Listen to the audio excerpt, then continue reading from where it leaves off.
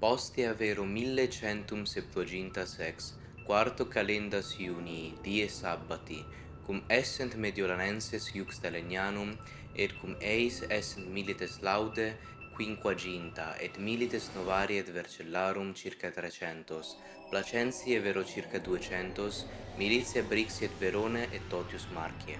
Federicus imperator erat cum Cumanis omnibus castrametatus iuxta caerate, cum Theotonicis militibus fere 1000, et dicebatur quod erant 2000, quos venire fecerat per disertinam tam privatissime, quod an nemine Longobardorum potuit sciri.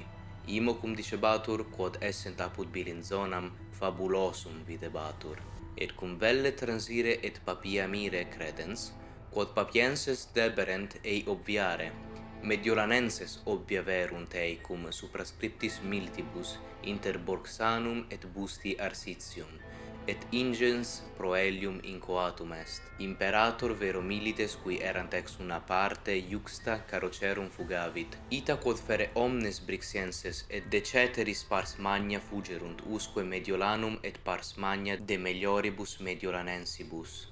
Ceteris steterunt iuxta carocerum cum peditibus Mediolani et viriliter pugnaverunt. Postremo imperator versus est in fugam, Cumani vero fere omnes capti fuerunt, Teotonicorum multi capti, interfecti et multi in Ticino necati sunt.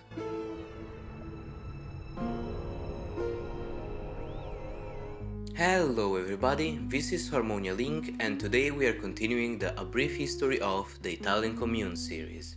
In the last episode we introduced the figure of Emperor Frederick I, nicknamed Barbarossa, and narrated his early reign due to his continuous involvement in the existence of the Italian communes. In this episode we will end Frederick's story in Italy, which is not the end of his own story as emperor, but the point we care about in this series of videos. But before we start, remember to leave a like and possibly subscribe, it helps the channel a lot. Now, as always, let's do a small recap of the last video. So, without delaying it further, let's get right into it.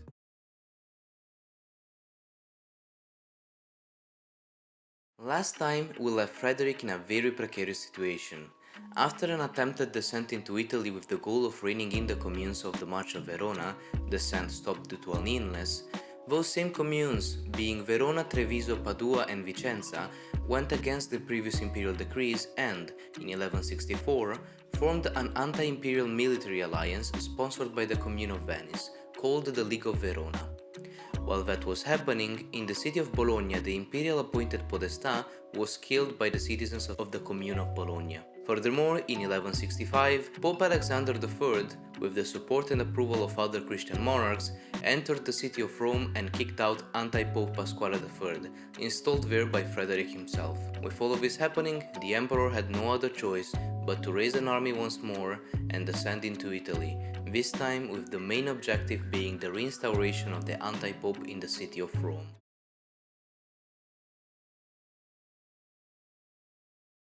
In 1166, at the head of his army, Frederick crossed once more the Alps to enter the Italian peninsula, taking an alternative route through the Val Camonica instead of the usual descent from the Adige Valley, in order to avoid, for now, the League of Verona. Unable to go directly to Rome due to the opposition of some Lombard communes, the emperor remained temporarily in the Lombard plains, fighting against everyone who opposed his march. Eventually, he managed to arrive in the city of Bologna, and from there he sent Archbishop Reinald of Dassel towards Lazio, while he himself would have marched towards Ancona to besiege it. With the emperor's main army now focused further south, the Commune of Cremona, who was always a faithful ally to the emperor until now, rebelled. The rebellion started due to Frederick taking a third of the mercantile rights of Cremona from the port of Guastalla, leading the Lombard city to start negotiations with nearby communes on what to do about the imperial presence in Italy. And thus, the 7th of April 1167 at Pontida, the representatives of the communes of Cremona, Bergamo, Brescia, Crema and Mantova, in addition to the representatives of the Milanese people, swore to ally themselves against the emperor and to rebuild the city of Milan, leading to the creation of the League of Cremona. We don't really know if the Oath of Pontida happened or not, since it was first recorded 4 centuries later, but since this is what oral tradition gave us and there is not much to disprove it never happened, we will have to go with it. In any case, going back to the imperial army, Reinald of Dassel managed to arrive in Lazio, where, thanks to the help of Archbishop Christian of Mainz, he defeated the Romans, allowing for the emperor to finally besiege Rome. Sensing the danger, Pope Alexander III escaped and took refuge in the city of Benevento, letting Rome in the control of Frederick, who reinstituted Antipope Pasquale III in the Eternal City. Everything was looking good for Frederick, who decided to ceremoniously be crowned once more emperor, but there was an enemy that he couldn't expect: disease. In a few days, a good portion of the imperial army started suffering from fevers, most likely due to malaria, and many died, one after the other. Among the dead were also present Reinald of Dassel, Duke Guelph VII of Tuscany and Spoleto, and the emperor's cousin Duke Frederick IV of Swabia. Due to this, Emperor Frederick was forced to retreat, stopping by the still loyal Como before finally deciding to return to Germany in 1168, having achieved what he wanted, but leaving behind in Italy powerful enemies and a trail of dead allies and soldiers.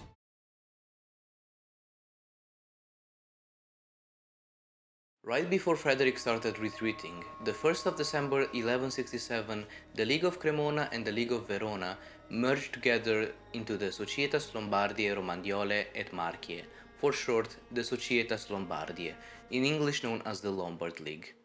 As soon as Frederick left Italy, the League started organizing itself by solving all of the issues among communes, and then by collectively founding a city on the border to the domain of the Marquis of Montferrat, ally of Frederick. Building this city, initially called Civitas Nova, was thrice an insult to Frederick's imperial authority, since no one could build a city without imperial consent. The city was built as a defensive measure by a league of communes, which Frederick outlawed, and the city was built on the border of the lands of the only trusted ally in northern Italy. To add to that, Civitas Nova was eventually renamed to Alessandria, in honor of Pope Alexander III, who openly supported the Lombard League. This infuriated Frederick, but due to issues in Germany, among which the need to convince the other nobles to have his son Henry crowned as king of the Romans, he couldn't do much about anything that was happening in Italy for 6 years. During those 6 years, the Lombard League grew in numbers, having even Pavia and the March of Montferrat among its temporary allies, while the Commune of Ancona managed to ally itself to the Eastern Roman Empire to protect itself from Frederick's demands and from its rival, the Commune of Venice. In any case, the emperor eventually managed to raise an army in order to try a last effort in pacifying Italy once and for all.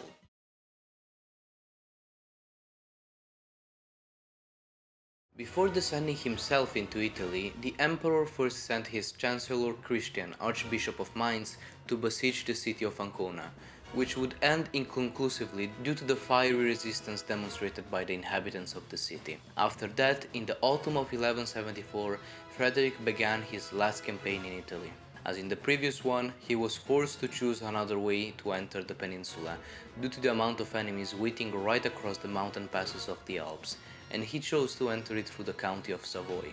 Once in Italy, the emperor swiftly took the cities of Susa, Asti, Pavia, Alba, Acqui, and Como, retrieved Pavia and the March of Montferrat as allies, and with this he marched towards Alessandria. This, however, would prove to be a disastrous decision for Frederick. The inhabitants of Alessandria, even without having the walls of the city completed and protected only by a small garrison, managed to resist the siege with every stratagem in their possibilities. This allowed the army of the Lombard League to reach the proximity of Alessandria, even if slowed down by Christian of Mainz. Fearing to get caught between two fires, Frederick urged his soldiers to take the city from underground, but they were discovered and blocked in time, leading to a successful counteroffensive of Alessandria that convinced the emperor to start negotiating peace with the Lombard League. With the negotiations seemingly almost over, Frederick didn't bother to renew the contracts of a good part of his soldiers, which would be the second decision that would prove disastrous, since in the May of 1175 all negotiations were abruptly interrupted, and both sides urgently prepared themselves for war once more. Trying to get back as many soldiers as possible, Frederick called upon his vassals in Germany, among all his cousin Henry the Lion, but he only managed to get concrete support from his wife and the archbishoprics of Köln and Magdeburg, whose soldiers still didn't amount to a good enough number, being with his own soldiers, around 3,000 units, only 30% of the total army size he had when he descended into Italy 2 years before. Frederick, thus, couldn't rely on numbers, but only on the experience of his elite troops, who were trained to fight both on horseback as heavy cavalry or switch to melee in case of necessity. With his army, the emperor started marching unnoticed through enemy territory from Como to Pavia, aided by the thick forests of the time, while half of the Lombard League's army, led by Guido d'Alandriano, tried to pursue and attack Frederick's army while it was still low on numbers. Once around Cairate, a town in the proximity of the rebuilt Milan, a retinue of 700 Lombard scouts found themselves unexpectedly face to face with a retinue of 300 imperial scouts and immediately charged towards them. This led Frederick to opt for a full charge of the Lombard group with the majority of his troops, hoping to take them all out before they could alarm the rest of the Lombard army. But they managed to escape and run towards Milan, where most of the League's army was stationed, leaving an unaware small garrison of Lombards stationed at Legnano to the full might of the imperial army. This small garrison was protecting the carroccio, a cart equipped with a crucifix and the symbols of the owner commune, and due to this, the Italian soldiers had in front of themselves two choices: either run away and leave the prestigious carroccio to the enemies, allowing them also to continue their march to Pavia, or risk their lives to defend the symbol of what they were fighting for and engage the imperial army for long enough to allow the rest of the communal army to reach and support them. And thus, the garrison chose. Forward! May 29th, 1176. Was the day that saw a small group of Lombard infantrymen, aided by an even smaller group of cavalrymen, defend their symbol of liberty from the noble army of knights led by who they saw as a tyrant, there to take it away from them. The fight lasted for hours, seeing neither side in clear advantage, until the entire Lombard army came and started changing the balance of the battle. To prevent loss of morale, the emperor rode his horse in the midst of battle and encouraged his soldiers to continue fighting, but eventually his horse was killed and the same fate awaited the imperial standard bearer, leading Frederick to the conclusion that the battle was already lost. Few imperial soldiers managed to escape, even fewer of those captured were spared.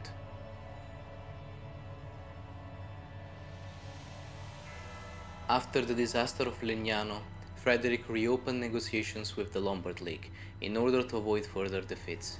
These negotiations would take place in 1177 in the city of Venice and would end up with the following results: the reconciliation of the emperor with the pope, the recognition of the king of Sicily as rightful owner of southern Italy, the recognition of Ancona as an independent city, and a truce of 6 years between the emperor and the Lombard League. With a truce, Frederick had now time to go back into Germany, where he re-established his control and punished those who did not help him during the last campaign. Once the truce was over, the emperor wanted to make sure he did not have to lose other manpower nor time in the peninsula, so in 1183, in the city of Constance, the same in which he swore to reign in the communes and rescue the Pope, Frederick finally granted a lasting peace between him and the communes of Italy.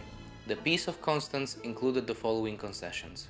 In exchange for 15,000 pounds of silver given on the moment, with an additional yearly tribute of 2,000 pounds, support to the imperial military if it ever had to cross Italy, and the right of the emperor to be the judge in the relevant geopolitical situation in Italy, Frederick gave almost complete administrative autonomy to the communes, renounced to the appointment of the podestà as long as the elected podestas swore fealty to the empire, and granted free usage of the regalia.